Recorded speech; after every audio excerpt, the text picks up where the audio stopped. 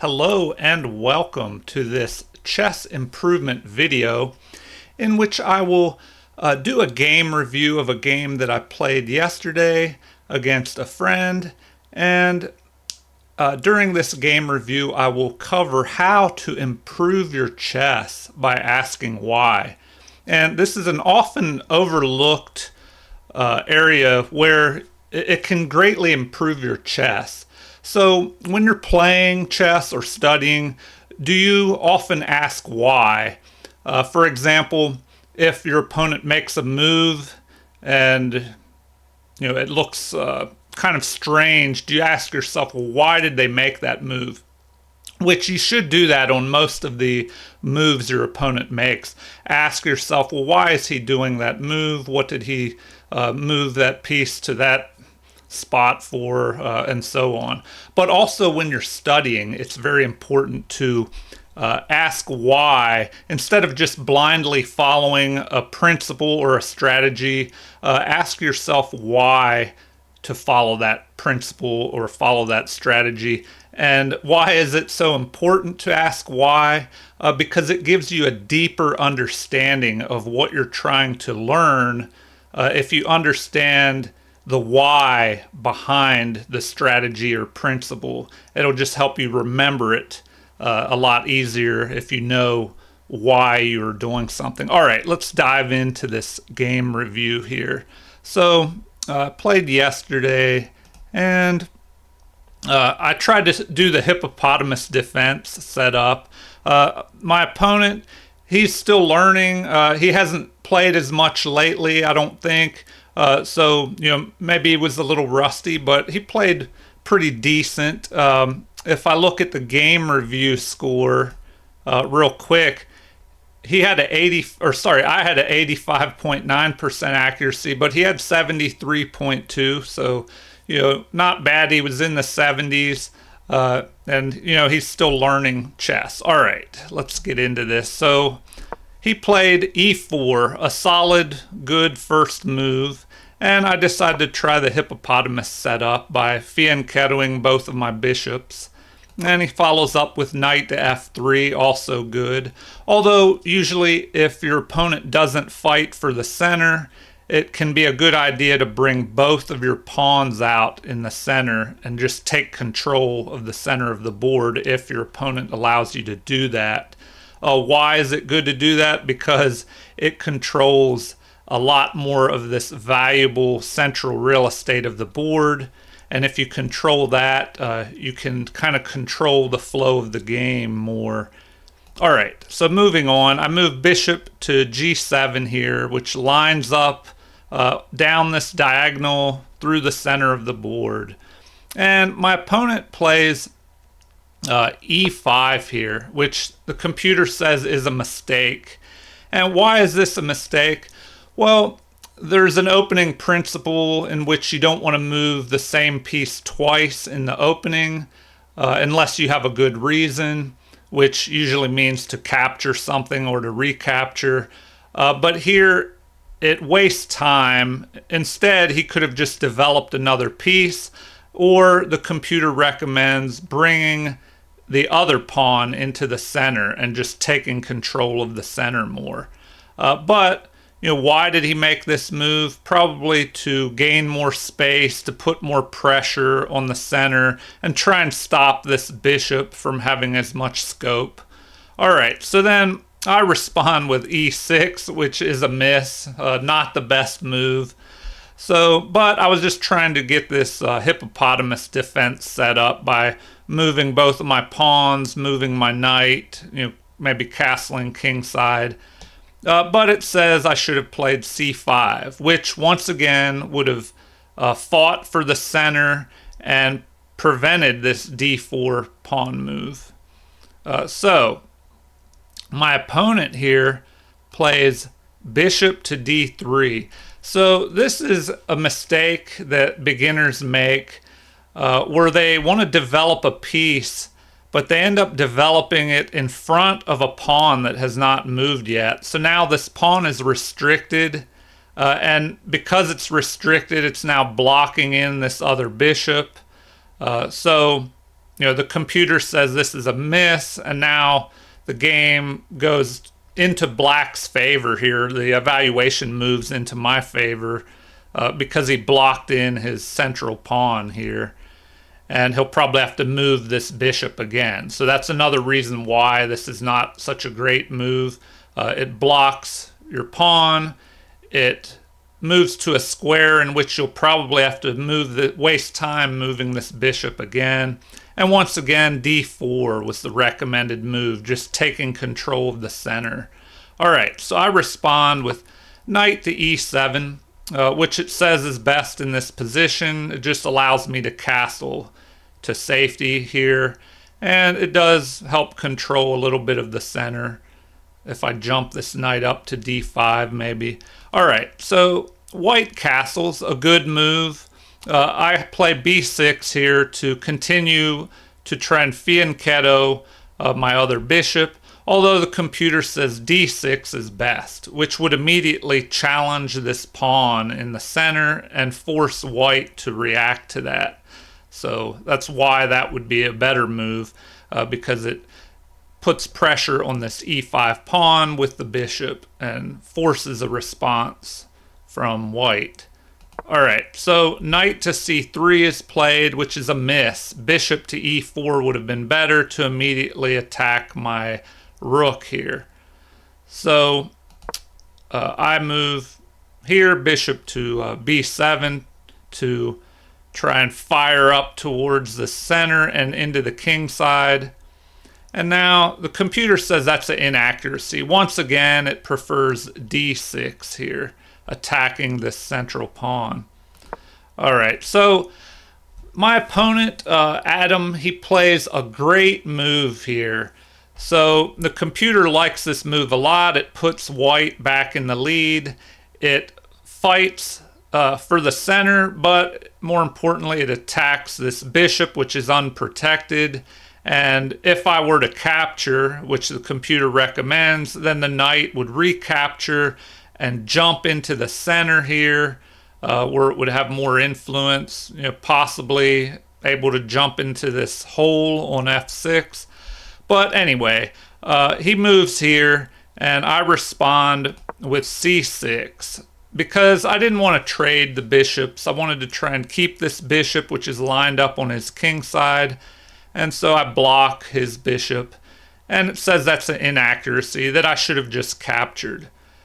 So we continue on. He plays queen to e2, which is a mistake.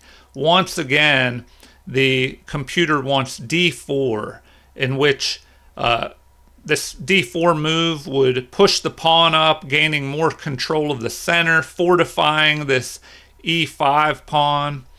And queen to e2 was not the best move here. It slightly puts the game back in black's favor. So I castle, and it says this is an inaccuracy. I should have just moved to a6 here, attacking the queen.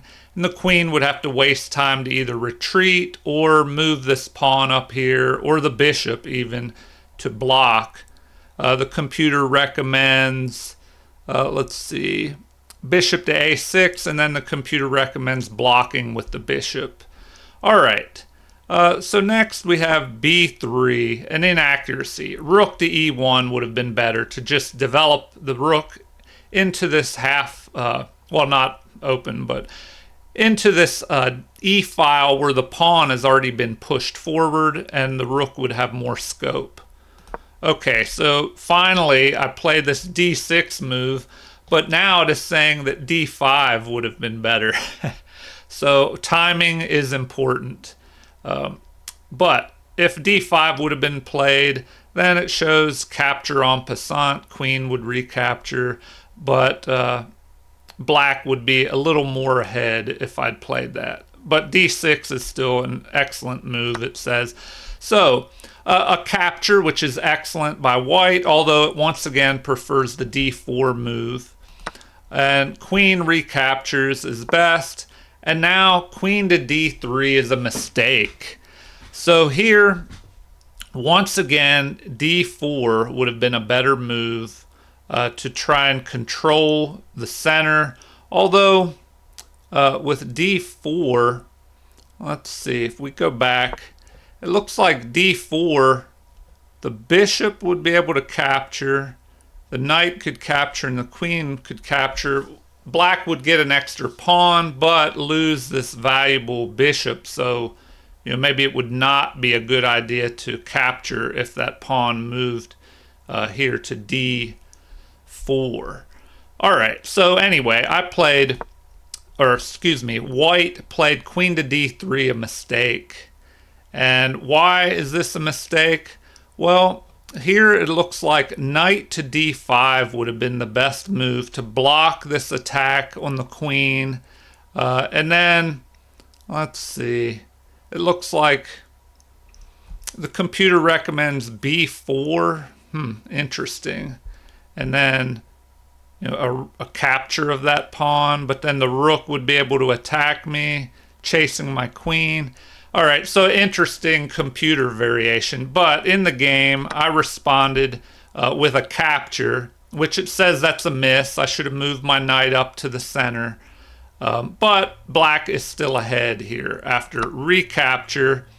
Now, in this game, since my opponent was still learning and trying to improve his chess, I gave him the option of having 3 takebacks in the game.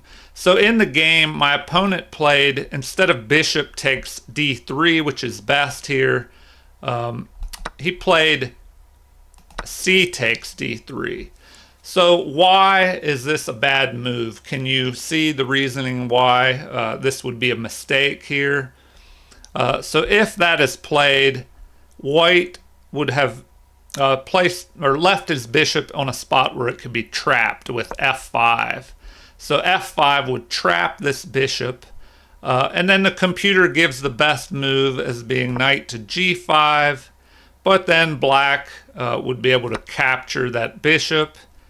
And then here, the knight, though, would be able to recapture on e6 here, attacking the rook, and it says that would be the best response. But after a capture of the pawn, now white would have the option to capture the rook, which would give him, help him catch up in material, but he could also capture this valuable bishop here as well. And the computer, looks like the computer actually recommends neither of those moves and just playing rook to e1, so that's interesting. But the second move preferred is knight captures the bishop.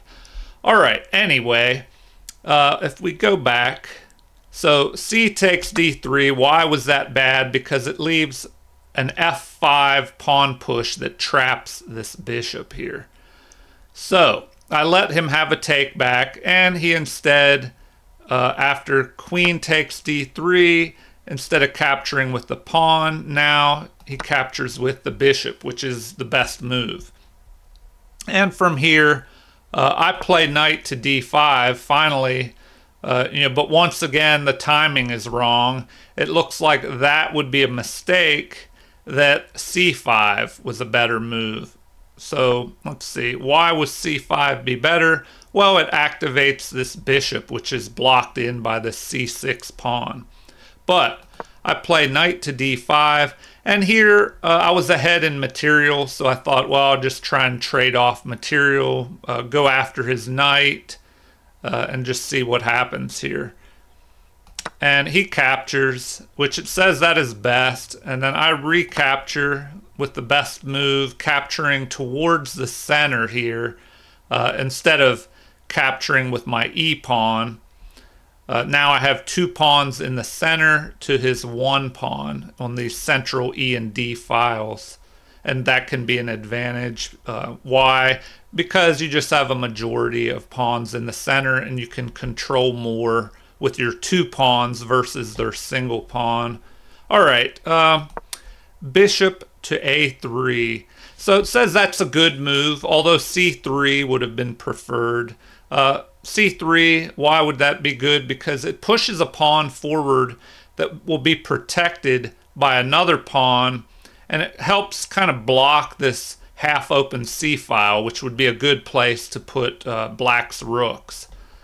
So we have rook to d8, which it says, rook to c8, although the computer prefers rook to d8 here, which that's probably better because then you can bring this other rook on the a8 square into c8. All right, so now rook at a to e1 was played, and once again my opponent made a mistake here and took the move back. He played c4 here, which that is a mistake. Why? Well, it would allow bishop captures his rook here on a1, and black would just go ahead more material with this move. After rook captures, then a capture of that pawn that he pushed forward, the bishop recaptures, then we could capture his knight, so just trading down material, and his pawns are broken on the king side. And after rook to d8, we attack this isolated pawn here. Now, in this position, white would have the bishop pair, so that's a little advantage there.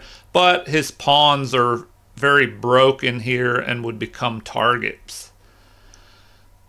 All right, so my opponent took back that c4 mistake and instead played rook at a to e1, getting out of the line of fire of this bishop.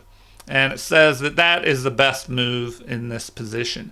So then we have the knight developing, although here it looks like knight to c6 would have been better, developing up more towards the center instead of this d7 square, which doesn't affect the center as much. All right, so bishop to b5, attacking my unprotected knight. I block with my bishop, which is the best move. My opponent avoids the bishop trade. And then we have, let's see here, rook to c7 is played next, which is a blunder. So I make a blunder here, which that is something that's possible when you're ahead and you're winning and you get a little too complacent. I wanted to move here and then attack his bishop with my bishop and then also have this knight protected, but I moved a little fast and overlooked a possible reply, bishop to d6, although my opponent did not see that move. So my opponent, let's see, well, in the game it recommended, let's see, after bishop to a6, rook to c7 was played. That would allow this combination here, where after that the game would be more even in this position, even showing white ahead in this line here. So if we go back, let's see here, after my blunder, rook to c7, my opponent did not catch that, and he played knight to d4, which is a miss. So now black goes ahead here because now I'm just able to take this knight for free. Why did my opponent make this mistake? He probably just overlooked that this bishop was lined up on this diagonal and he was trying to attack my bishop here. So he just, an oversight, which was a blunder here. And now he didn't want to use his final take back, although he probably should have here. So I capture, of course. Then he attacks my bishop. I retreat, lining up on his bishop. He captures. I capture with my knight to bring my knight closer to the center, but also to attack his bishop. He retreats, which is the best move here. And then I do this to be able to bring my bishop up here and attack his bishop again. And now he attacks my knight, which is an excellent move, although the computer prefers f3, so that's interesting. And now I play knight to e4, and that's probably why they wanted the f3 move, to keep this knight out of e4. So knight to e4 was the best move. Now I'm threatening to capture on d2 and attack his trapped rook on f1. So he responds with rook to d1, covering this pawn, and I play bishop to b5, attacking his bishop. And here my opponent, once again, he makes a mistake. He plays a4. So, this is a mistake. Now I can just pick off his bishop on e2 and fork both of his rooks. So the game would continue like this. And black would just be ahead, a rook and a knight here. So he used his final take back, and after bishop to b5, he plays d3 to block, which is an excellent move, although the computer prefers something else, like rook at f to e1.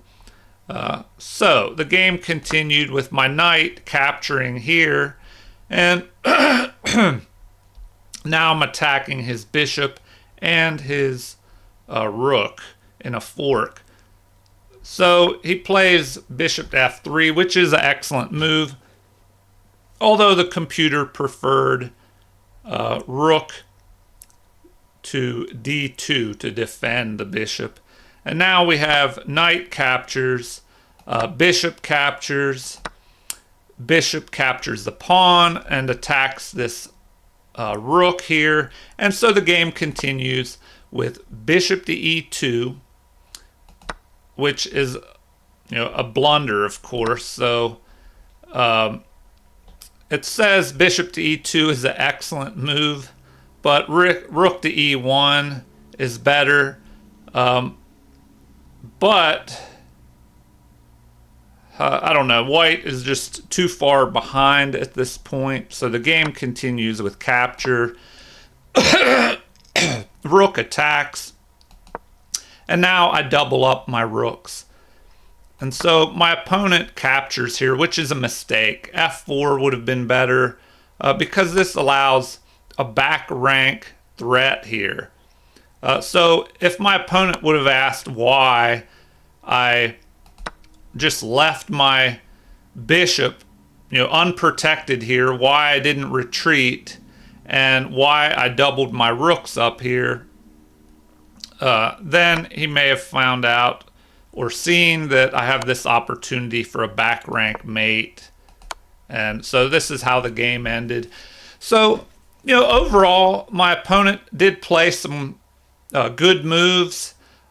He even had one great move, but he is still learning and he overlooked some things. And if he would have asked why his opponent was making certain moves, then maybe that would have helped him reduce his number of mistakes. And, of course, I should have done that a little bit more often too, and maybe I would have played some better moves. So, in conclusion, how to improve your chess by asking why. Well, when you're playing, be sure to ask why your opponent is making the moves that they are. Especially if a move looks a little odd, ask why they did that move. Maybe you'll find that it's a mistake or that there's some hidden threat behind that move. So be sure to ask why when you're playing. Also, when you're studying and learning something, especially if you read about a strategy or a principle and the author says, well, just do this, but they don't explain why to do it.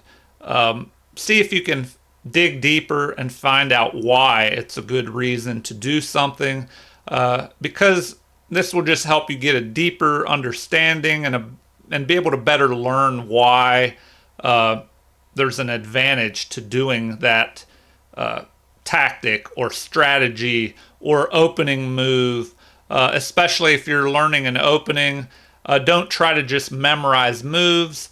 Ask yourself why those certain moves were made, and that'll also help you remember openings better if you're asking the why and the reasoning behind the moves.